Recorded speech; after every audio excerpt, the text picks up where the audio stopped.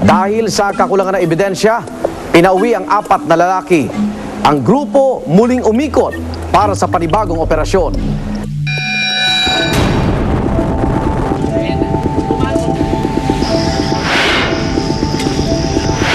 Yung dalawa namin takbo, yun yun yung suspect na pinakamalapit na posibleng siyang gumawa nito. Ya.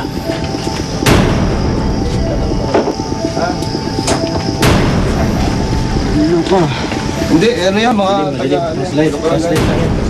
At bali, sa loob ng bahay, nakita namin siya, nakahiga. At yun, inimbitahan naman namin ng maayos.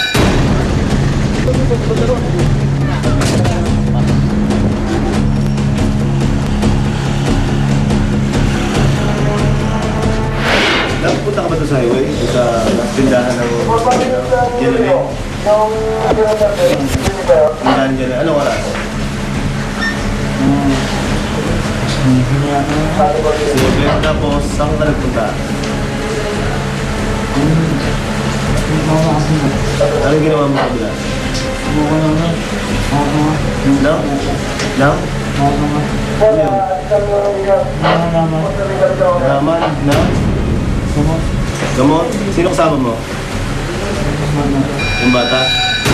Positibo naman siyang itinuro ng bata, kinuwento ng bata kung anong ginawa sa kanya at itinuro niya yung suspect.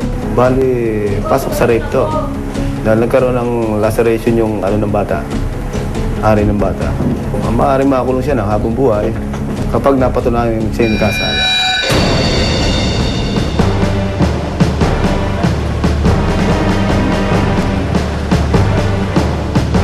Wala akong masabi pero parang gusto kong pagbuhatan ng kamay kaso pinigilan na ako ng kapatid ko eh. Kasi parang kahit papano, kahit hindi talaga actually na suspect pa lang, parang naano lang talaga ako sa anak ko eh. Dahil sa batang 4 na taon, nangyari sa kanya. Bali, positibo talaga siya na tinuro. Tuturnover namin ito sa pulis para ma-inquest kayo kinabukasan.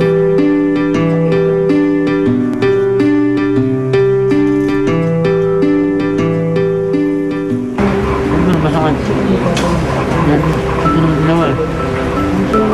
Ang gusto ko balik sa problema.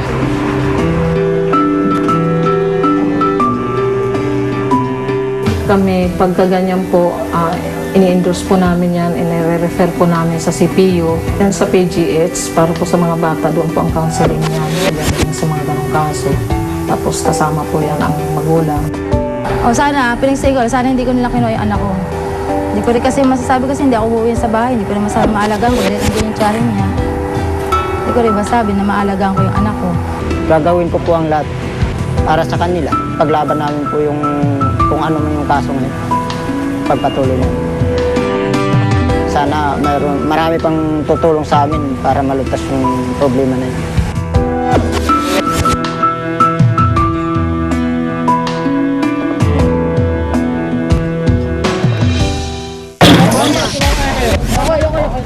Ano ba? Ay, ano? Ano? Kuya, subukan mo kuya, saktan yan! Kuya! Kuya! Tahan tayo ng maayos! Maraming nakakaalam.